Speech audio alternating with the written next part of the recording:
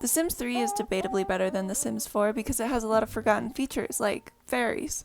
Well, you know the guy who made the Expanded Mermaids mod? Because he has now brought us Fairies versus Witches. We didn't have a shortage of witches or witch-like creatures, so I do consider the fairies to be the highlight of this. On this channel, I've talked about sorcerers, sea witches, spellcasters, and now there's just witches, but like the kind that verse the fairies. Alright folks, it's time to talk about a mod that's so good it makes EA's DLC look like a sad side salad at a fast food joint. It's packed with so much content. I've been playing for hours and I haven't even mastered the best fairy I can be yet. This is all about the features. I'll show you the basic functionality you'll get, including your new skills, power sources, what alignment does, perks and levels. I'll explain necromancy, altar configurations, alchemy, and the rest is for you to discover. Buckle up because this Sims mod is freaking elaborate and I am scared. Alright, here's what we've got. You have 4 fairy skills or 3 witch skills, ranks or levels which say how powerful you are, perks and ability points, magic power sources, and good versus evil alignment. And I'm going to break down each of these 5 things.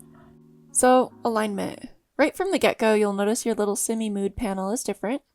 It's not just a mood tracker anymore, it's more like a moral compass. Whether you're a fairy or a witch, you'll start to align with the side.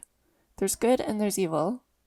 My Sims are good because obviously I am the epitome of virtue.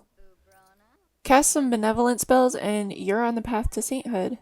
But if you're a jerk who gets a kick out of tormenting digital people, well, congratulations, you're gonna be evil. According to the Patreon download page, if you cast enough nasty spells to go full-on Darth Vader, you'll become irredeemably evil. That's right, there's no coming back to the light side for you, and you'll even start to enjoy being a jerk. And people will literally be scared of you. And get this. Good people can pass on their goodness to their kids, but don't worry, villains.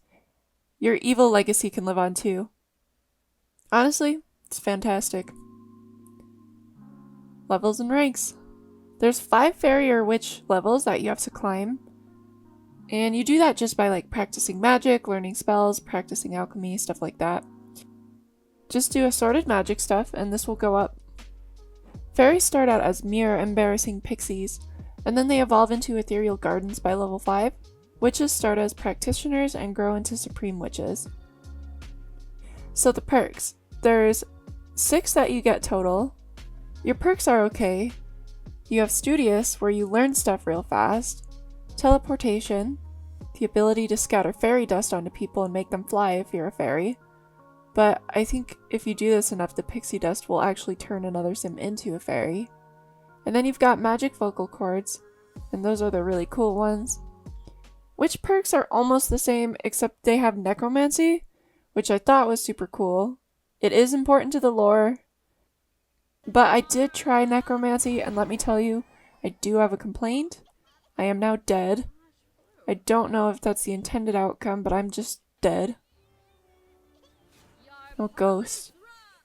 But keep in mind, not all skills that you raise directly correlate with points. So here are your skills and why we like them. Fairy magic, flight, fairy form, alchemy, or if you're a witch, witchcraft, witch rank, alchemy. So fairy magic and witchcraft. When you increase these skills, you unlock more spells that you can learn, and you increase them by practicing any kind of magic. The new spells are in your super handy book. They seem to be the same spells between the witches and the fairies. I have learned them all, so you don't have to. There are seriously so many. There's 50. Do you know how long this took me? Here they all are in the spell book, but I'll give you a couple of my favorites and show what happens when I cast that crap. Call Forth lets you teleport a sim from anywhere instantly to you. They will be a little confused. Doppelganger Conjuration gives you a quick clone of yourself. Exemplum duplicates an object, which can be handy for making some quick money, if you do it just right. There's Herba ones, which are for creating instant gardens, which can be used for alchemy. Liberate is pretty fun, it just lets you steal stuff. I did this at some museums. Just don't do it in front of anyone. Sanctuary provides absolute protection from death. It lasts only a day, but it does give you a good confidence boost moodlet too. Transfigure is kind of what aliens have. You can change an object to another object with your mind. Now these are my personal super favorites. Celebrity status. Instant 5-star celebrity. Here it is in action.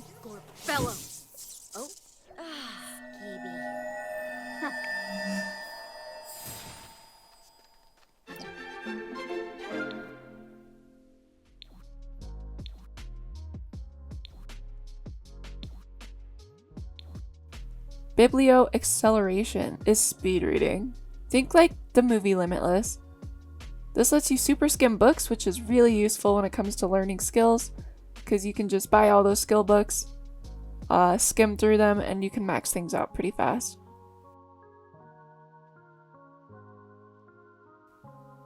Fertility. This is why my sim has so many stupid kids. Cast it once.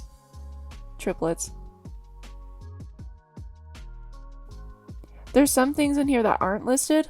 When a fairy is near a baby, there's just more things that they can cast onto them.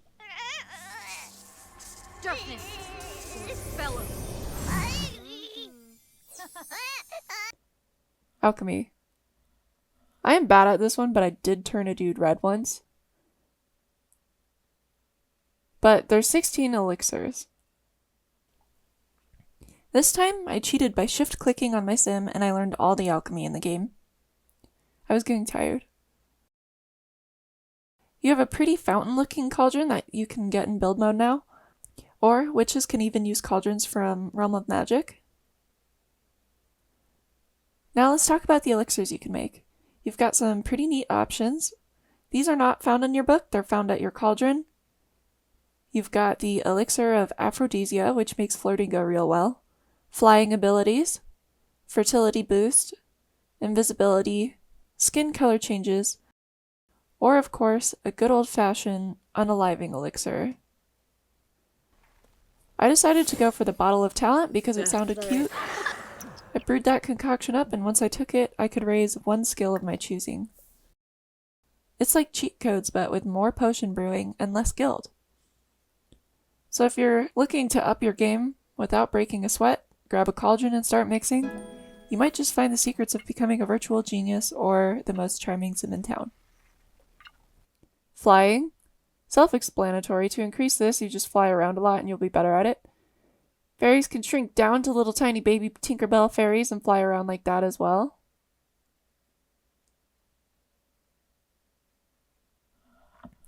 Alright, power sources. As a fairy or a witch, you gotta draw your power from somewhere.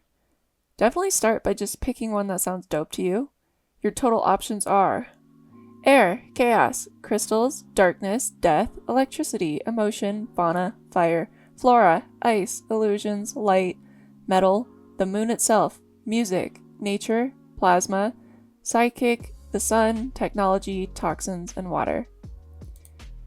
And in there, what catches my eye is plasma. I think that's just like blood itself.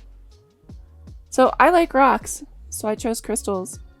You can draw power from crystals, so just put crystals all over your lot that you think look super cool and cute. The benefits from choosing the crystal power source isn't like that great in my opinion. I can just be a geologist, I guess, but where does that get me? Honestly, I just like putting rocks all over. I think all witches should do that by default. My other sim is a fairy and draws power from electricity, because I like hovering awkwardly over my electronics. Now this power source is actually useful because it reduces my utility bills. Sometimes the sim does freak out though and just like shoots electricity out of her hands, but we don't worry about that. But wait, there's more! Witches have altar configurations. If you're a witch, you get this cool witchy table from buy mode that can conjure things at it. It's called the Witch's Altar if you're searching for it. By putting random crystals and random fruits on the altar, you can summon different things from thin air. And again, I learned all these so you don't have to. Some of the coolest ones are controlling the weather, conjuring food, but it only does a single plate, which sucks, summoning more witchy books, or ancestral witches, but here, let's try summoning a familiar. I had to gather some valerian root from those seed packs. Now I just had to summon the familiar, which it turns out it's a little creepy, and its name is Buttons and it follows me. And that's that.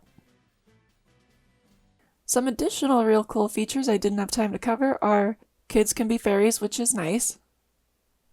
Witches can teach young fairies magic, or old fairies can teach old witches magic, or just anyone here can teach anyone and engage in friendly duels. It's mostly peaceful and not as sinister as the title of the mod originally sounds, at least in my game. You can all practice magic together. On top of this, there's witch covens, fairy rings, new aspirations, cheats, the fairy versus witch war lore. This mod is huge.